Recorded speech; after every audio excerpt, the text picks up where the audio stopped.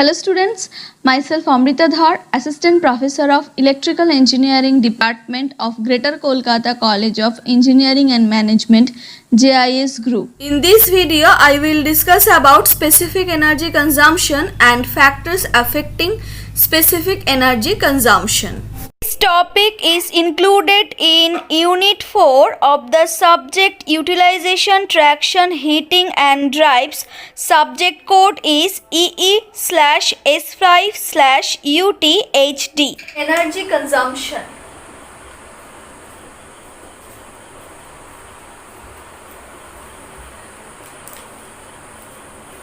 Energy consumption.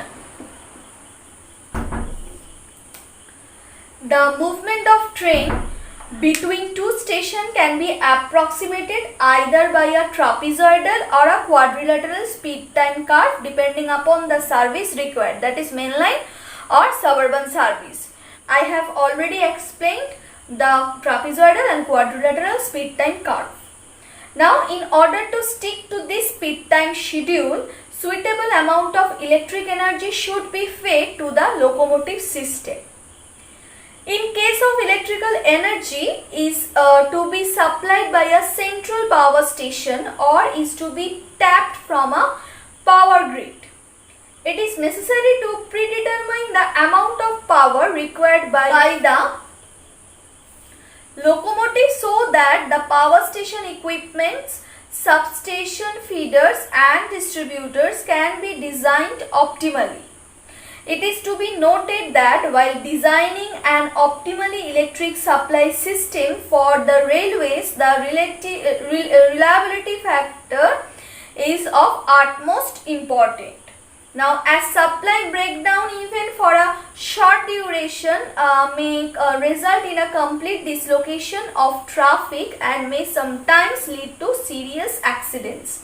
And the degree of accuracy to which the electrical energy requirements can be estimated depends upon the exactness of the available knowledge relating to the conditions of operations such as schedule speed, distance between stops or frequency of service, the weightage of the locomotive, etc. And of course on the degree of the reliability requirements. So, the electrical energy supplied to the train is spent in some ways. What are the ways? First, in accelerating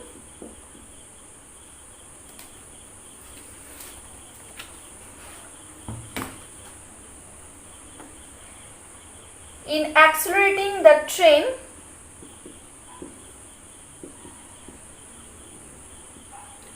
on level track. Second, in accelerating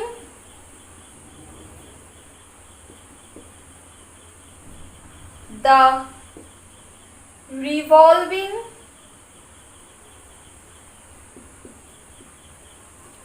parts.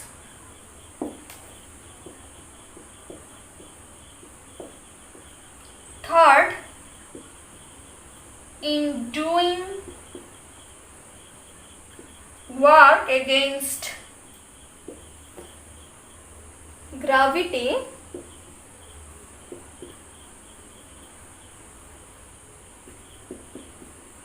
if the train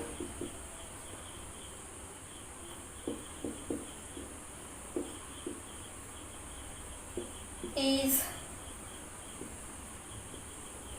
ascending a gradient. Next, in doing work against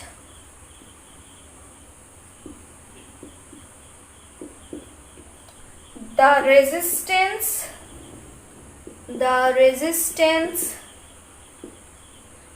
to motion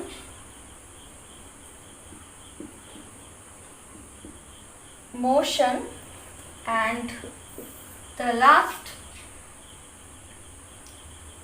in supplying losses to the motors and other electrical equipments.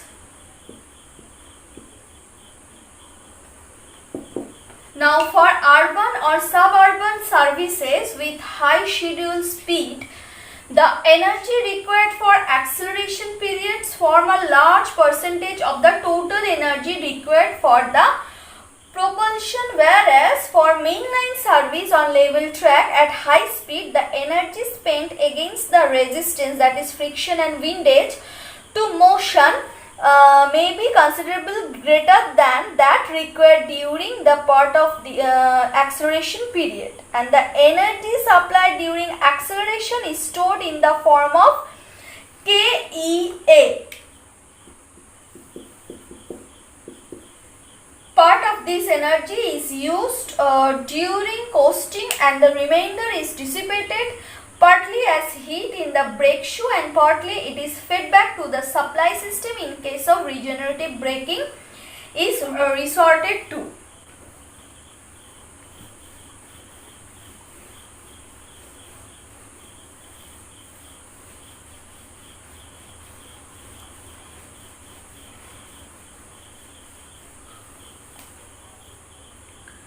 Now, in the previous video, I have already discussed about tractive effort during acceleration, tractive effort on a gradient and tractive effort for resistance, and I have derived the expressions for tractive power for these three cases. Now, I discuss about power output from the driving axles.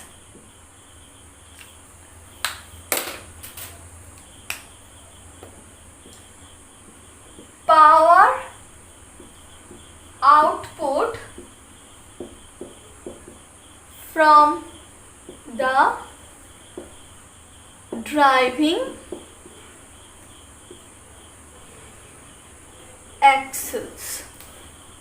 Now, the power output from the driving axles at any instant of time is given by the product of tractive power and speed at that instant of time.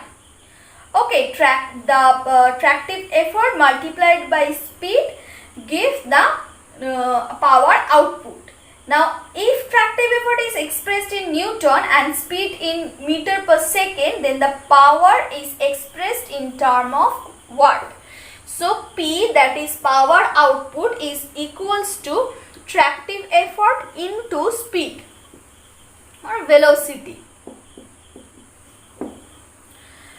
Now, Ft multiplied by V into 1000 by 3600, where V is in kilometer per hour. Okay, now if the tractive effort is expressed in kg, then P is equals to 0.278 into 9.81 Ft into V by 735.5 metric horsepower, which is equal to 3.7 into 10 to the power minus 3 Ft into V metric horsepower. Now, if eta 1 is the efficiency of transmission gear, then power output is equal to 0.278 Ft V by eta 1. Eta 1. What is eta 1? Eta 1 is the efficiency of transmission gear.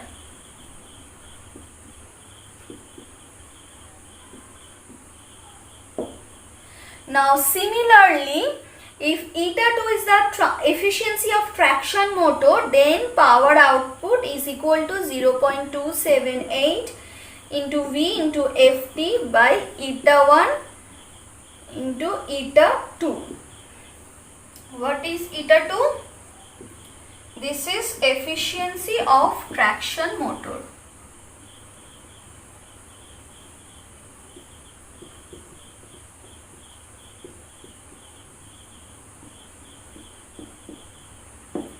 Okay, now next, energy output from driving axles.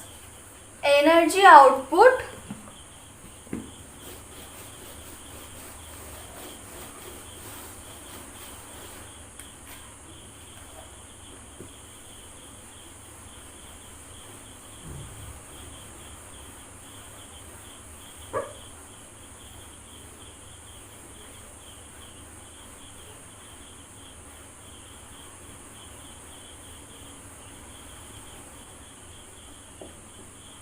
energy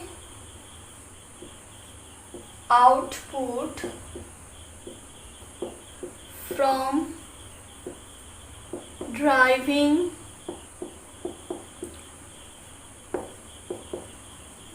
axles. Now the area under the power time curve gives the energy output during that time, or if the mean value of power over a period is known, then the product of mean power to the time under consideration gives the energy output during that time. And if power is expressed in watts and the time in seconds, the energy is in watt second or joule. Suppose we want to calculate the energy output when the speed time curve is approximated by a trapezoidal curve. The energy output during acceleration is given by half T1 into 0.278 FA into Vm watt second. Now energy output during free running time, this is during acceleration,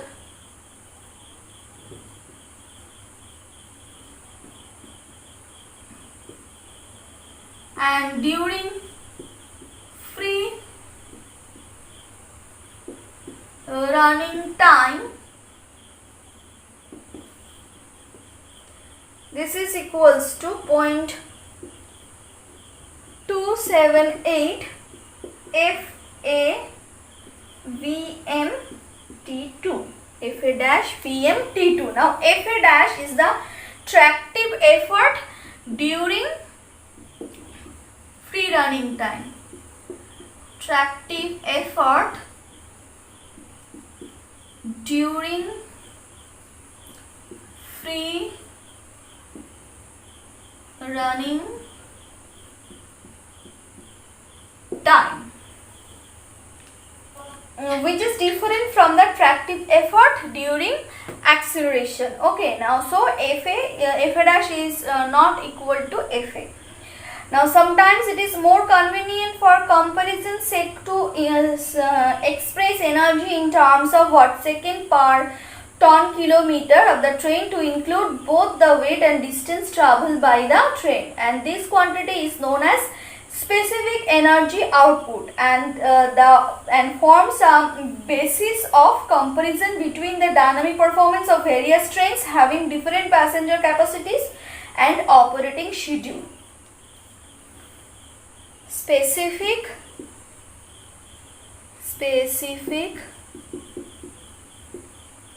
energy output.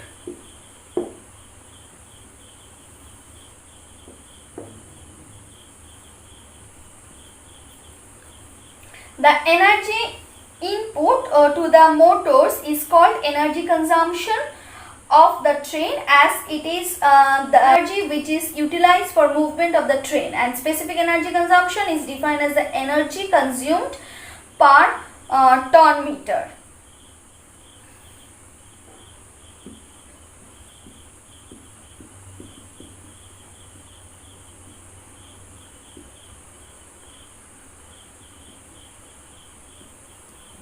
consumed per ton meter.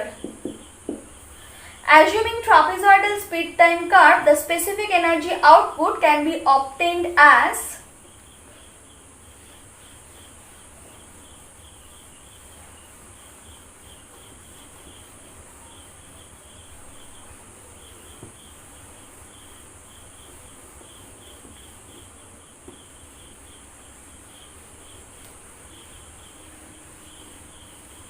specific energy output during acceleration. Specific energy output during acceleration is half T1.278 into Fa by Vm to Wd into 1000. Now this is equals to half Vm by, what is T1? Vm by alpha. We know that 0.278 into Wt alpha into Vm by W into D into 1 by 3600.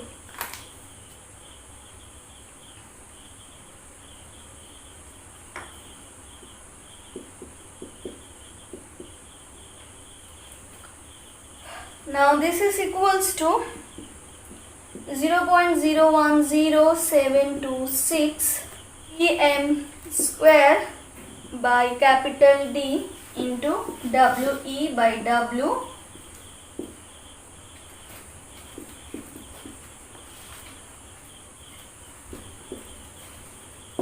unit is watt hour per ton kilometer. Okay.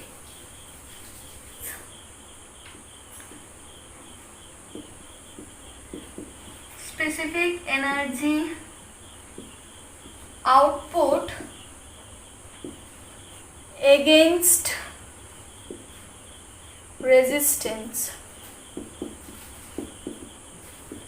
Similarly, if the tractive effort against resistance is R, the Newton per ton, the specific energy spent against strain resistance is WR D dash by WD into 1000 by 3600, which is equal to 2778 R D dash by D.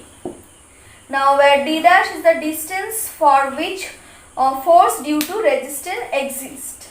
Now similarly, the specific energy output during gradient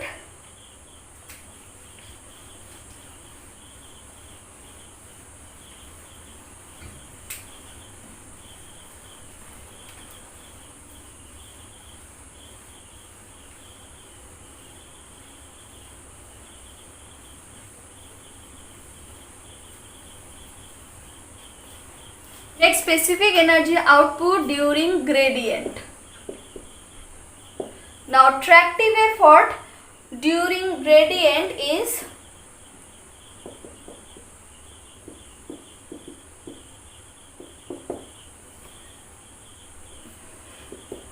Wg into 9.81 Newton.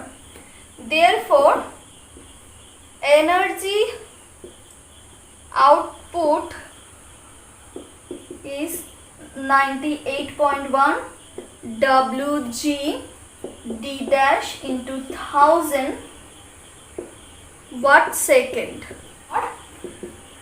98.1 Wg D dash into 1000 by 3600 watt hour. Now specific energy output is equal to 98.1 Wg D dash by WD 1000 by 3600, which is equal to 27.25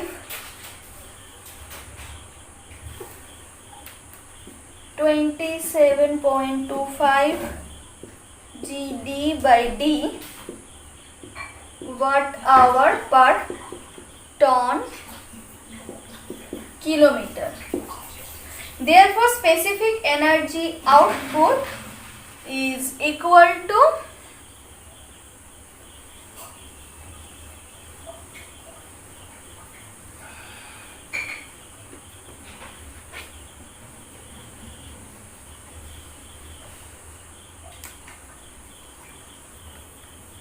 point 0.10726 into Vm square by D into We by W plus minus 27.25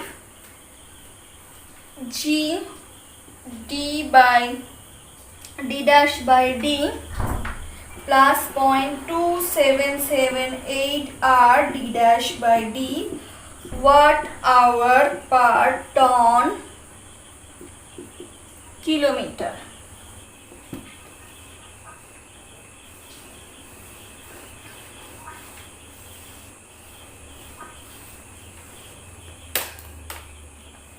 Next, factors affecting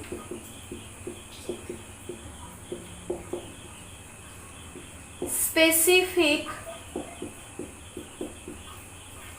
energy consumption.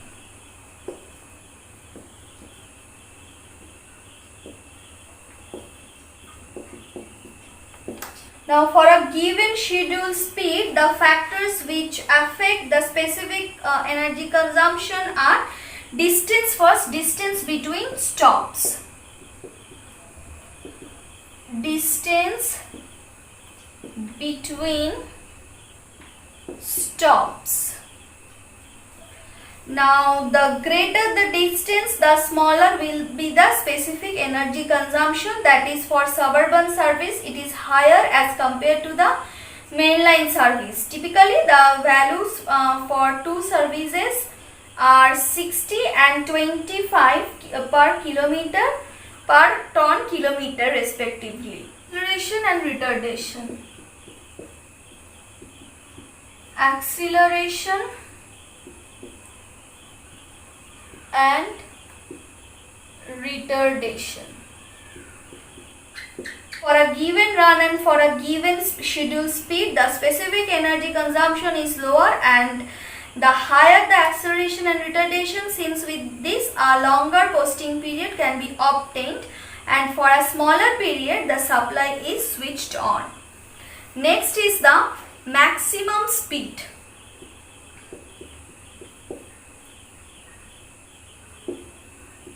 Maximum speed.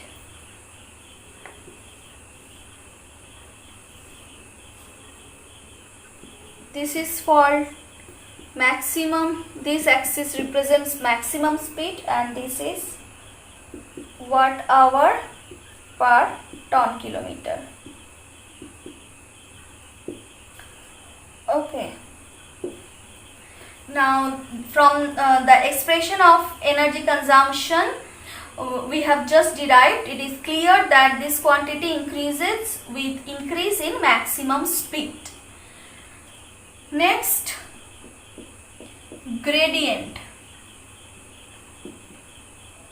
The higher the gradient of the track, more will be the energy consumption, even though part of energy during this period can be fed back to the system through regenerative braking when the train is moving down the gradient. Next, train resistance. In general, higher the train resistance, higher will be the specific energy consumption. And last, type of train equipment.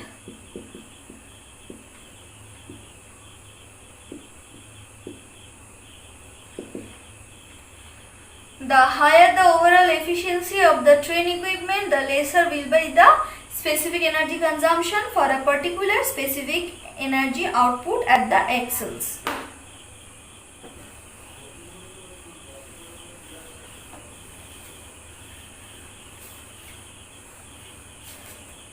So while comparing specific energy consumption between various speed time curve, it is noted that if the speed time curve are similar, the specific energy consumption are equal.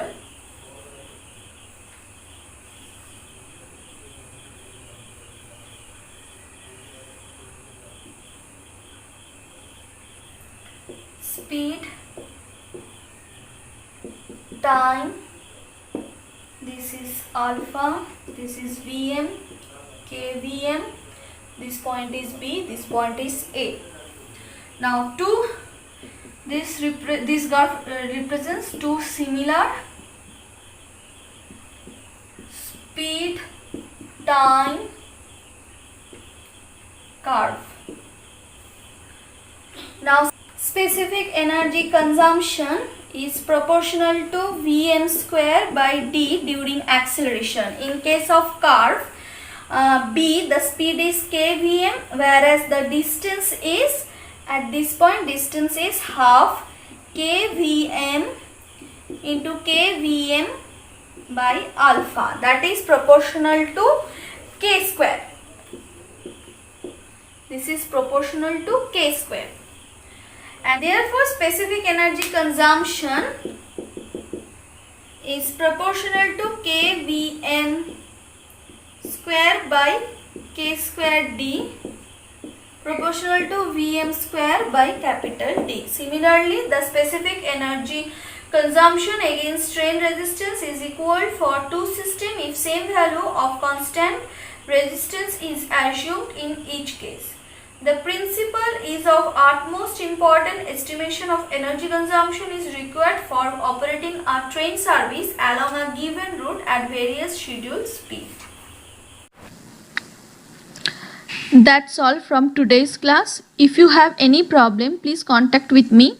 My contact details is given on the first slide. Thank you.